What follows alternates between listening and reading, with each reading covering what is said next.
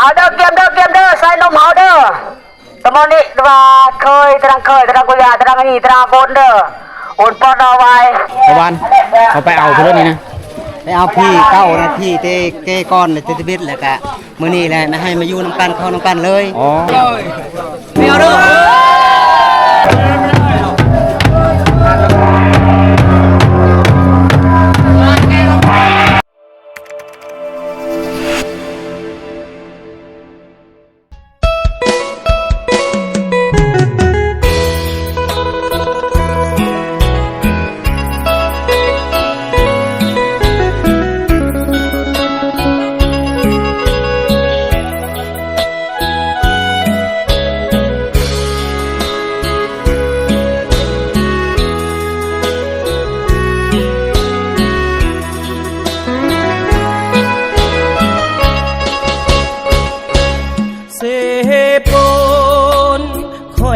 บ่ห่างเจ้าไปยุ่งยากเพียงใดจะอยู่คู่ใจมาให้มันจะสุขหรือทุกข์จะขออยู่น้ำเจ้าทุกวันข้านี้บ่เปลี่ยนแปลง วันนี้เขาได้มาที่บ้านป่อเมืองนองแขวงสวรรณเขตวันนี้มาประสบพบพอกับมีคนเสียชีวิตทุกคนกับประเพณีเผาโอยอยู่เขตนี้ลึกลับหลายก็เลยเยอะเอาประเพณีตัวนี้มาซื้อเฮอทุกคนนะครับเบิ่งนำกันเพราะว่าคนเสียชีวิตเมื่อคืนนี้ได้เสียชีวิตวันนี้เขาเจ้าสิเฮ็ดละปืบเลยนะเฮ็ดละปืบเลยเมื่ออื่นเช้าเขาเจ้าจะส่งสกาดแล้วก็จะเอาจะได้เขาก็เอาลงมาซื้อลงศพไปเลยต่างๆนะตามประเพณีทุกคนเขาเฮ็ดพิธีกรรมแล้วเขาจะได้ไปส่งสกาดเลยประเพณีนี้แปลกเห็นบ่เต็มกะห่างกะเกมอ๋อญาติพี่น้องมาแล้วพากันนั่งอยู่นี่เนาะโมเมนต์เคยบ่โมเมนต์เคยกันนั่งอยู่นี่อ๋อเคยกันนั่งอยู่นี่โอ้มาไหวเนาะตัวเนาะอ๋ออายน้องมาร่วมตัวกันอยู่นี่พูดกันเลยฮะอยู่ก่อนลาเป็นเดียวขอแสดงความเศร้าโศกใจนำครอบครัวทุกคน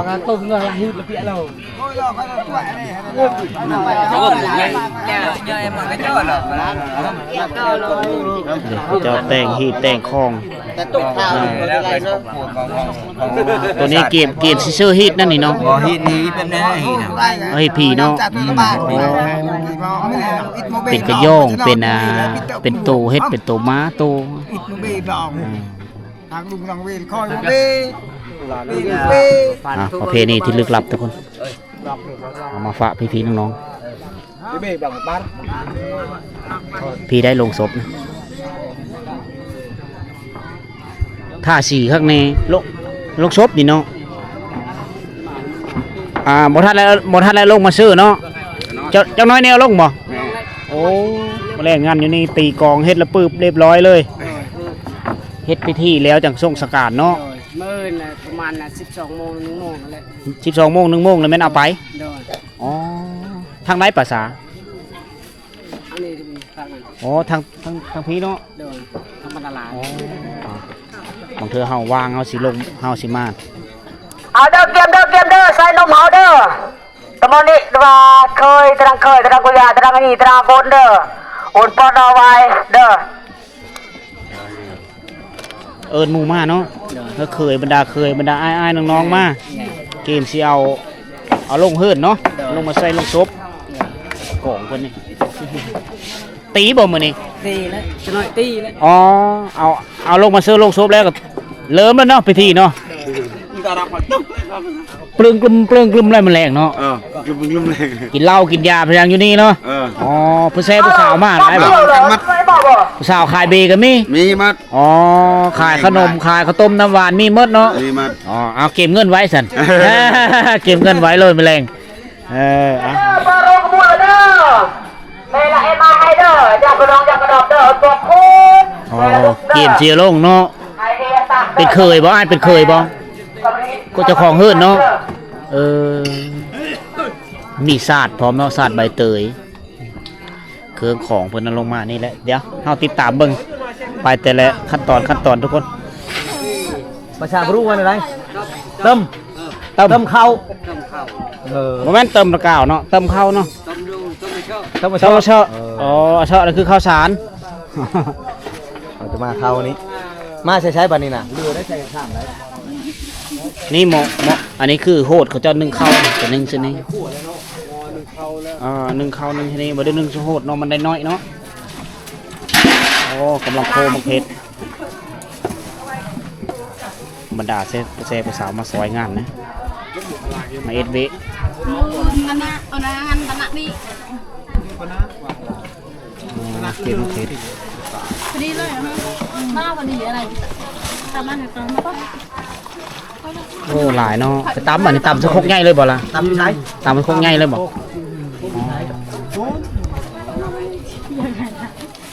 กระมวลนี่เนาะ โมนเลย ไปเบิ่งกระมวลตำมังเพชรก่อน ตำพวกง่ายหรือเปิ่งปัด ตำสะโคกนี่บ่บอกกับเจ้าตำก็โอ้ยเป็นเฮานี่ไอตลอดเลยถึกกินมังเพชร น่าจะไปอยู่เตกนะห้องได้อยู่ โอ้ตำอยู่พี่ ตำยังตัวนั้นน่ะตำมะเพชรที่บนน่ะ ตำมังเพชรคือกัน เป็นช่องชุดเลยเนาะ ก็จะเราชักมันเฮล่ะ เดี๋ยวจะ กระมูลผู้สาวทั้งเบิดเลยนี่เนาะกระมูลแยะเลยเนาะ ชื่อในใดแต่ละคนชื่อในใดครับเจ้าก่อนชื่อในใดฮะ ตา ชื่อตาเจ้าได้ใช่เอาชื่อผู้อื่นมาบอกได้ชื่อเจ้าของมาบอก ไปเดินมานะ สาวตาเนี่ย นวลนวลจักเลย สาวนวล ไม่ตานั่นนวลคนนี้ได้ใช่ผู้นั้นนะทางหลังเจ้านะ สาวเดือน อันนี้ตื่น ทางหลวงพุ่นได้ใช่ตำดูช่างนะแบกขี้ยังนั่นแหละเจ้าพอตำแล้วค่อยตำมะ เอ้าตามไหมตามเป็นหรือเปล่า เป็น ตาม ฮะ ไปเลยคือกันเลยว่าคือกันเลยว่ะ เอา หนูกี้กัน เอาไม่ขี้แล้วเจ้าต้อง ต้องพูด พูดจองเนาะ ตะวันเขาไปเอาเพื่อนนี่นะ ไปเอาพี่เก้านะพี่เต้เก้ก้อนเลยเต้เบ็ดแล้วก็มื้อนี้แหละนะให้มาอยู่น้ำกันเข้าน้ำกันเลย อ๋อ นั่นไปเอิ้นเจอเต้ป้าที่ดงเนาะ เอาควันผีอยู่พุ่นก้อน แม่นไปเอาเต้ป้าเต้ดงที่ผู้ลงรับเต้ดังเต้เดิมเนาะเลยมื้อนี้เลยทางอันที่เที่ยวนี่ก็พบตัวเก่ากับตัวใหม่เนาะคนเก่าคนใหม่แล้วพบน้ำกันเลยเก้ฮีดเก้คล้องแบบนั้น อ๋อเฮ้ยมาอยู่นำกันก้อน แม่น กระบวนการที่ว่าอีกอันหนึงทุกคนเลยที่ญาติพี่น้องเฒ่าแก่ในโฮมลุงตาไปเลยลูกๆหลานๆมาเบิดอันนี้คือไปเอิ้นเอาผีเก้ามาก่อนนะนี่มาเอิ้นเอาอยู่นี้โดยสบายดี เอามาชวดนี่เอามาชวด มาสูตรหมอสูตรเนาะอ๋อเจ้าเป็น หัวหน้าชุดพี่ของเขา อ๋อสูตรของเฮาพุ่นโดยให้มาชุดข้าวกอง อ๋อทุกตาหมอต้องเฮาก่อนเดี๋ยวไปเฮ็ดพิธีอยู่พุ่นเนาะ แล้วให้หุ่นมาชุดข้าวกอง อ๋อโดย มาแล้วต่อเจอก็เราเห็นต่อเจอ บ้านส่วนสบายดีสาวไปเลยวันนี้ฮะสาวหรือยังสาวเล่นจะสาว ตะบอกให้เอาตะบอกเนี่ยแม่ตะบอกให้เอาตะเราแล้วตะเรา รอให้คอยเตี้ยเด้อมึงเบ้เด้อ thôi lo có mà thôi loมาโยเด้อ nên mà khơi đi là giúp gọi lại bỏ โอ้มีผู้สาวเย็นเล่าพร้อมเนาะ มีคนเฮ็ดแสนมักให้เคยใหม่ก็ลังเห็น เคยเก้าเคยไม่มาอยู่นี้ เคยบ่กินเหล้านั่นน่ะ อ๋อเคยทั้งหมดนี่เนาะ เก่าเลยบ่คุดคนใช่วันนี้วันยังเป็นคนอยู่ ไทยขวัญ แต่ควร วันพี หมายคนผู้ยังนะไว้คนผู้ยังให้เอา cha nó thì nhận lạiผู้เสียแล้วเด้อว่าให้พี่ฮู้เนาะว่าผู้นี้ยังอยู่บ่ให้เอาเด้อตายฮะจำได้คนนึงมาดูนำกันประจำนำกันให้ฮีทางมาอีมา đặt đó mà mày lên ให้เอาแล้ว ก็เลยประเภทไปมันน้ำแปรนึงหน่อยว่าคือเกี่ยวกับมาที่อื่นทำไมโจ้อะไรโจ้หน่อยมันก็เจียวเลยก็เจียวอะไรหน่อยเลยมาหนาเลยก็เป็นหนังก็ยังโจ้ประมาณลองได้บ้างอันนี้นะคำหมายเคยบ่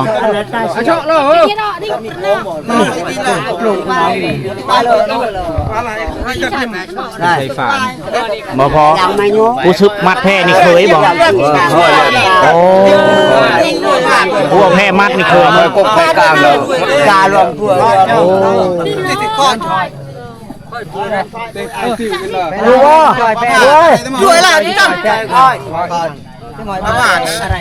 อันนี้นะแบบเดียวเข้าไปแล้วปืบอยู่บ้านตะปองเขาจะไปน้ำเอาไปเอาพี่ดินเนี่ยอยู่ในป่านะเอาเขาว่าปะเกยกระมุ้ยเขาว่านะพี่กู้พี่ย้าพี่จังเขาเอาเข้าไปไว้เขาจะงั้นพร้อมเดียวกับคนที่เสียชีวิตไม่นะนี่จ้าใครกก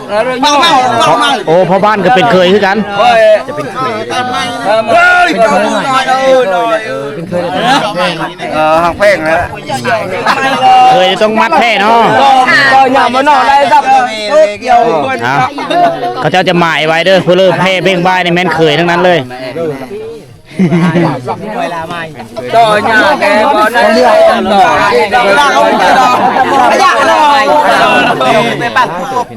มารวยแล้วหรอ นี่แหละมารวยนี่แหละจากกระบะไหวล่ะอยู่แท้จากกระบะเจ้าตัดกระบะเลิกเกมไปเลยประตูมาเมายังไม่หมดเครื่องอะไรอย่างเงี้ยมันอะไรมันชวนนึกได้เนบดีจี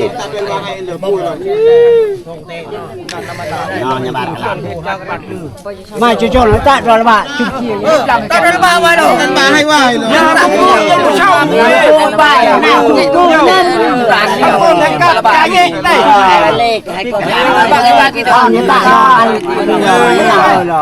เนี่ยมันก็ยิ่งมานั่งกัดนั่งเศร้าเราเท่านี้ไม่เอาไม่มินติงานยังเศร้าทุกโลโต้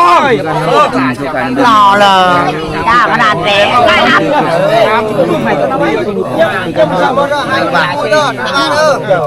เวลาปัจจุบัน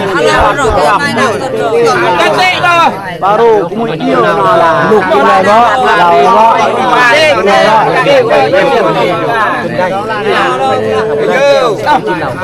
kurai tapi kuraiเอาละได้lu kira lagi เย็นเต็มจอกเลยให้เรา เต็มจอกเลย ความเย็นเท่านั้นเต็มจอกเลยให้เรามาคุยเราพอแล้ว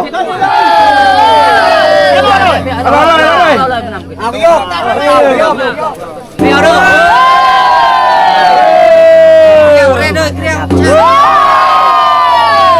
Abrok yang sama, yang sama. Yang daun kita.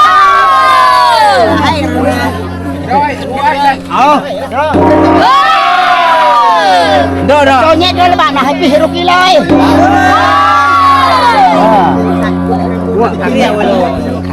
Allah. Masuk kita lai.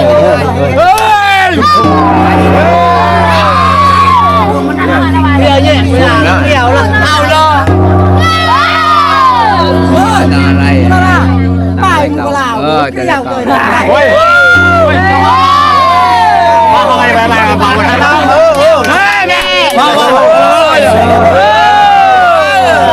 Thế nào nữa?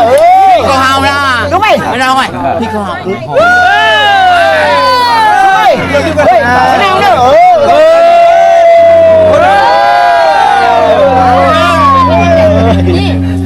Con tông này vào.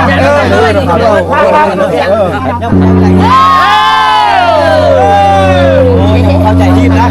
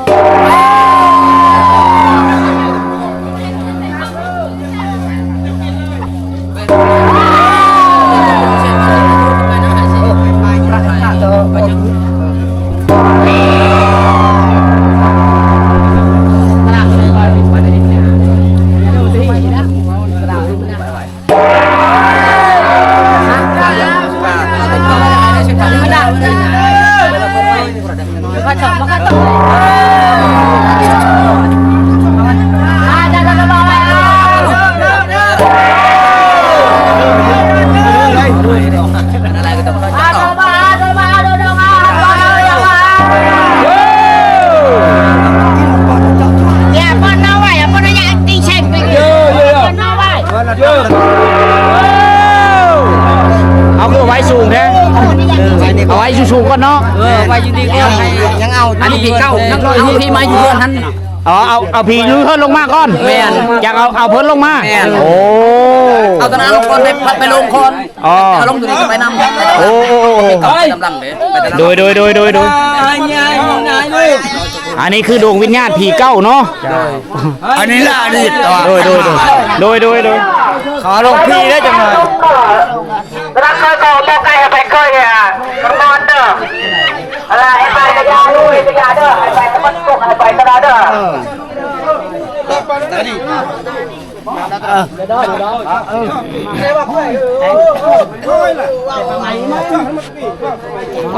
นี่เครื่องคองเอาไปเฮ้อคนที่เสียชีวิตเออเครื่องผีเนาะ แม่เล็กหม้อชุดนี่สิบอกว่าสิ่งที่ใดก็ลูกหลานของเราคืนนี้เพิ่งยืมแต่เฮาชมสการมื่นน่ะคนอื่นขอคืน ให้เอาขอเอา เฮานี่บอก โดย แล้วก็ให้เขาเลยวิทย์เขายืมของเขาแหละวิทย์นั่นเฮาชมสการกันเฮาชมเราเลย โอ้ตัวใดบ่ได้เฮาแล้วเอาให้เล่าเลยผีลงมาแล้วจะเอาศพลงมาแล้วทุกคนนี่เอาศพลงมาเลยจะวางไว้อยู่นี่เอามาวางไว้นี่ก่อนนะเขาจะปูซาดไว้เขาจะปงไว้นี่ก่อนแล้วจะเอาเข้าไปเอาไว้อยู่ลงศพแล้วเขาก็จะเอาครบงานตามประเพณีประเพณีนี่ลึกลับหลายทุกคนอันนี้จะเป็นคือพิลึกเพราะก็มีรู้จักกันตัวนี้เขาเจ้าจะเอาคืออันนี้มาไว้กำลังเอาศพลงมาทุกคน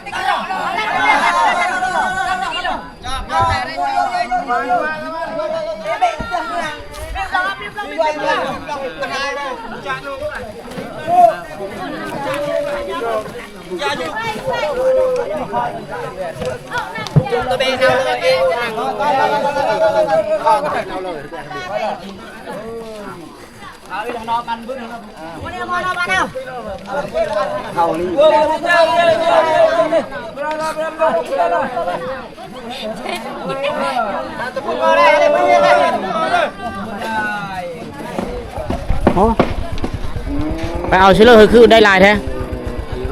หนองง่ายๆนี่บ่เป็นหนองร่มบ่โอ้ เขาจะเอาไปเอาหนองร่มเอาปลาหนองร่มมาสู้กันกินนะเวลามีงานมีลมหายตายจากหรือเวร่มของบ้านเขาจะมาเอาป่าหนองร่มมากินจะเป็นป่าเขาจะปล่อยไว้นะเป็นป่าเลี้ยงถ้าตอนนี้นี่พิธีกรรมนี่เริ่มนะคือเขาจะเอาซากศพลงมาจากเฮือนเราผู้ที่เสียชีวิตในเมื่อวานนี้แล้วเอาลงมาไว้อยู่ในโลงศพนะคือทุกคนได้เห็นแล้วเขาหามลงมาแล้วก็เอาเข้าไว้อยู่โลงศพวันนี้เขาชี้เฮ็ดพิธีกรรมนะเขาจะงั้นกันอยู่นี่มื้อนี้กับมื้อแรงเบิดคืนและตกเป็นมื้ออื่นเช้าหรือมื้ออื่นประมาณบ่ายโมงมื้ออื่นเขาจังได้ส่งสการได้อันนี้คือครั้งแรกที่บ่าวสิหอมได้มาศึกษาเห็นหูฮิตของวัฒนธรรมของเผ่าตะโอยอยู่ที่บ้านป่อเมืองนองแขวงสวรรณเขตนะก็เป็นประเพณีที่ลึกลับหลายจะเอาเครื่องเอาคองลงมาอันนี้คือการสูญเสียพลเมืองเขาจะเฮ็ดฮีดคองตามประเพณีเฮ็ดตีกองแล้วปืบแล้วก็กองเขาเจ้าก็มี3หน่วยแล้วอยู่เบื้องนั้นจะมีไว้เสานุ่มจะเป็นบรรดายิ่งสาวผู้บ่าวเขาจะมานึ่งเขาเฮ็ดอยู่เฮ็ดกินได้รับผิดชอบภาระหน้าที่ผู้เป็นเคยเนี่ยเขาจะเอาแพร่ตะโลมาแพร่ตะโลมานั้นมาเบ่งบ้ายไว้หมายถึงว่าผู้เป็นเขย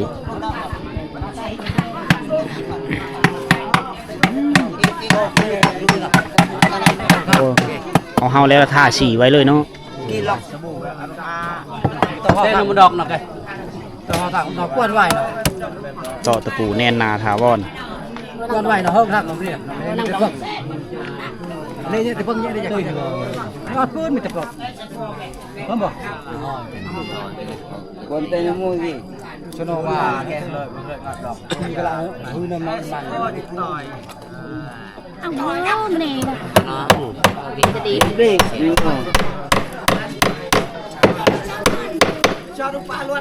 ลกๆแม่ๆก็จูนอยากกิน เขาตีแบบเนาะอันที่มันโหยนั่นแต่ตอนมวยก็อันโหยมาตอนนั้นโหยซ่ามาเราเตะไว้แต่มาแล้วมาให้ปึกเรามาเท่าไหร่เด้อก็จะเตะเลย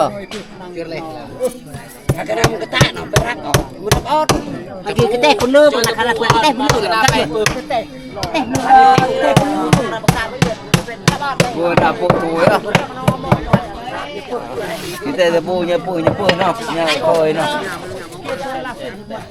เปหลักๆก็ส่วนหลักก็เป็นเขยนะที่อยู่กับพิธีกรรมตัวนี้ ได้เกลือเหรอเราใครบุกกี่บุกซอยไอ้ฉกลิ้นเลยพี่ฝ่ายโยนยาเลยได้เนี่ยคอยเลยไอ้ไม่ได้ชื่อเราถูกต้อง หลับไปแล้วโดยมาหลับไปแล้ว ไปเลยกับปื้มเลยตาเชียบชีบหรอเฮ้ยชีบหรอประตูนี่ตาเชียบเลยแบบเมื่อประหยัดอะไรกันอุ่นยาวปื้มละหลายหน่อมันเข้าปื้มบ้านเราปื้มหน่อมันเถื่อนนะอยู่ไก่บ้านไก่ปื้มบ่วืดหน่อเคยกกไม่ปื้มนี่เคยกกเคยกลางข้างในเนาะโอ้เ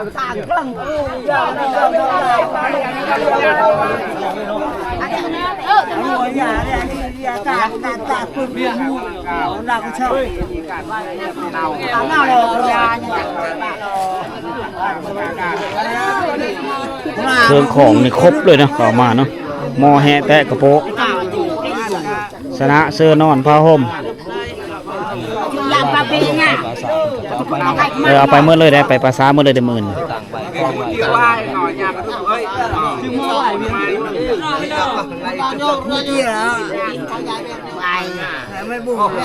เย็นตลอดเลยเราเนาะจนมันทึกพอแล้วเนาะจนทึกต้องกันพอแล้วให้มันจำก่อน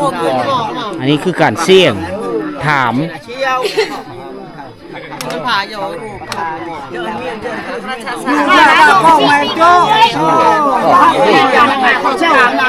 ยังกระบังโอ้ทียังบ่ครับปีนหนึ่งก็ได้แล้ว ตัวหนึ่งความตัวหนึ่งไงได้เอ้ยเมียนเอ้ยพูดว่าหน่อเจ้าแค่เรียบนะเด็กที่เงียบเย้ยน้ำมีจันตากเยอะน้อยอะไรกันบ้างเนี่ยอันนี้ทางแม่จะแกงจะเย็ดเอ้เขาบอกทำไมจำตากกล้วยเลยจะแกงจะเย็ดทำไมจำตากจะแกงจะบุกบนหัวมรตะเกียบตะเกียบตะเกียบมันน้ำตะเกียบตะลุกน้ำตาตะเกียบตะเกียบเมื่อกี้อันก็กำปีกี่ตรงปีกี่บ่กี่จำตาตะเกียบมาราตีนี่ไรบ่กี่ไงเป้เป้กี่มอเชี่ยวอย่างความเหมือนอยู่คอยไอ้บนเป็ดคอยมันตุ้มได้พลังคอยเอ้ยเนี่ยบ้าตุ้มว่าตะเกียบเอ้ยกี่ตาเลยแล้วมอบเป็นทางการกับเอ้ยเชี่ยวโอ้ย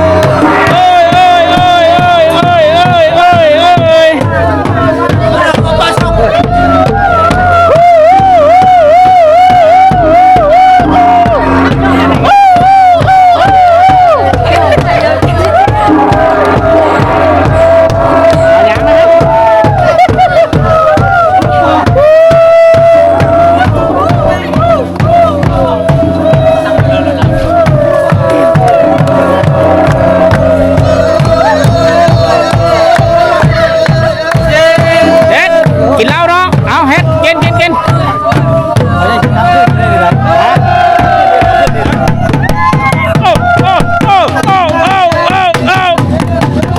กลับขึ้นไปนี้นะปาตีก็จะได้ตั้งได้ป่ะเนี่ย ฮะ เดี๋ยวจะปาตีก็จะตั้งครับกับผมดู อ๋อตีจังหวะตั้งนี้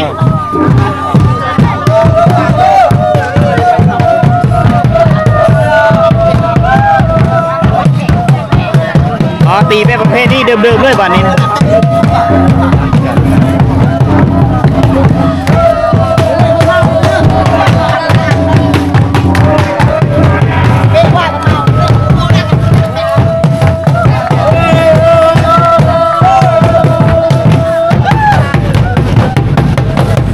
นี่เห็นเขาเห็น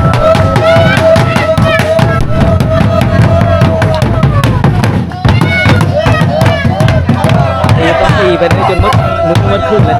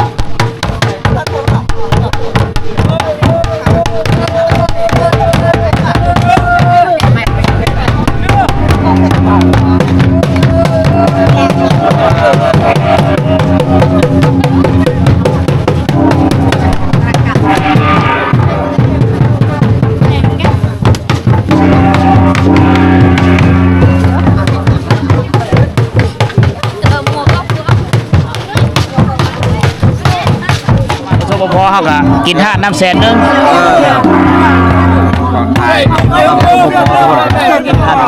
แสดงความเสียใจนะ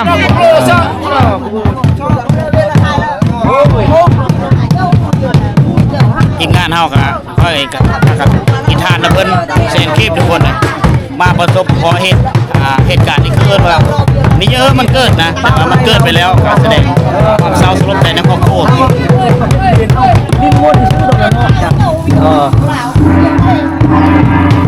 จะพายให้เจ้าเราอยู่ดีมีอยู่ดีเห็นน้องคนพูดอยู่มาแต่ยากให้มันขึ้นบนห้างบนนี้ได้บันไดให้คุณให้จบให้มันเองไปให้รับไปด้วยเกิดไปเกิดบนหังบนมีแนะนำไปสร้างเที่ยวผู้บัตรไทยคิดนอกกันโยนเป็นเชื้อประกอบนักเจธาตุโดยกินธาตุน้ำเชี่ยคนในชาให้คนในชาโอ้คักเนาะคักเดียวเลยเอาเด้อผู้ไปก็ไปอยู่ดีมีแห้งไปดีมีโชคมันนั่นแล้วนั่นก็ค่อยเอาฮะโอเคทุกคนเลยอันนี้คือภาพบรรยากาศบุญละปืบนะบุญละปืบนี้จัดขึ้นอยู่ที่บ้านป่อเมืองน่องแขวงสวรรณเขตเนื่องจากว่าละปืบนี้กับเขาเจ้าก็ไม่ได้ตั้งเจอเอสแต่ว่ามันเกิดมีคนล้มหายตายจากนั่นก็คือคนเสียชีวิตอยู่ในครอบครัวนะเขาเจ้าต้องประเพณีแถวนี้เขาเจ้าเคยปฏิบัติกันมาตั้งแต่สมัยปู่ย่าตายายนะจนสืบทอดมาฮอดยุคปัจจุบันฮอดคือคู่มือนี่แหละคือมือนี้แหละทีมงานเฮาก็เลยมาประสบพบเหตุการณ์ตัวนี้เฮาก็เลยมาถ่ายทอดวิถีชีวิตถ่ายทอดฮิตของประเพณีนี้เอามาเฮอพ่อแม่พี่น้องเฮาได้เบิ่งนำกันค่อยกับเป็นครั้งแรกที่ได้มาเห็นประเพณีที่แปลกๆอันนี้นะเพราะว่าเคยไปแถวบ้านเผาบรูแถวชายแดนนี่เขาเจ้าจะเสียชีวิตไปได้หลายฟ้าหลายปี10 ปี20 ปีเขาเจ้าจะได้เฮ็ดละปืบขึ้นได้จนมีการเจ็บเป็นอุ่นถ้าเขาไปเบิ่งหมอความเชื่อเขาเจ้าจะเบิ่งหมอได้เบิ่งแล้วมันออกมาว่าผีเยอะกินหั่นกินนี้เยอะเฮ็ดละปืบเขาจะได้ค้นคว้าหาเฮ็ดละปืบขึ้นมาแต่ว่าอยู่บ้านนี้ประเภทนี้ที่ลึกลับนี้เขาเจ้าจะเสียชีวิตแนวมือว่านในมื้อนี้เขาจะเอ็ดละปืบเลยในการเอ็ดละปืบนี้ก็คือเขาเจ้าจะไปเอิ้นดวงวิญญาณผู้ที่เสียชีวิตในมื้อก่อนนะ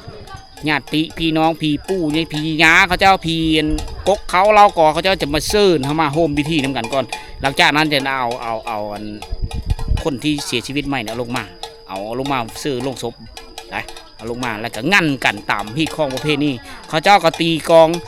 ตากินละปืบแมลงจะมีตอนตกมาเป็นกลางคืนนี่ก็จะมีการขายเหล้าขายเบบรรดาผู้สาวแม่ห้างจะเอาเหล้าเอาเบมาขายตามประเภทนี้เขาเจ้าทุกคนเลยอันนี้คืออยู่ที่ชนบทนะเราสู่กันฟังแล้วมื้อนี้เวลา13 โมงนะ12 โมง13 โมงจะมีพิธีกรรมที่ว่าส่งสกาดมื้อได้เขาเจ้าก็จำผีอีตัวนึงเขาเจ้าจะเป็นตัวโง่อีตัวนึงนะเขาเจ้าจำผีมื้อแล้วสำเร็จพิธีกรรมแล้วเขาจะไปส่งคนละผีดวงวิญญาณบรรพบุรุษที่เก่าที่เอามากมื้อนี้เขาเจ้าก็ไปส่งพร้อมกันเลยไปอยู่ป่าสาได้อันนี้คือเรื่องเล่าเผาโต้ยทุกคนมีเผาโต้ยอย่างเดียวนะที่ว่าเสียชีวิตแล้วเฮ็ดบุญละปืบเลยกะต่อหน้าไปก็ไม่ได้เอ็ดอีผู้เลยเสียและแม่นเอ็ดละปืบเลยทุกคนก็ถือว่าโศกสกัดและคือพิธีกรรมนี่ก็จบไปแต่ละคนนะมาฝากทุกคนเลยสำหรับวิดีโอนี้ขอโจ๊อยู่ที่ก่อนถ้าว่ามีเวลาเขาจะมาศึกษาเบื้องฮิตของประเพณีแนมนางแรงแล้วก็มื้อเสาร์ที่เขาโศกสกัดนะเอาไปก่อนพบกันใหม่ในวิดีโอต่อไปสำหรับวิดีโอนี้ไปก่อนบ๊ายบาย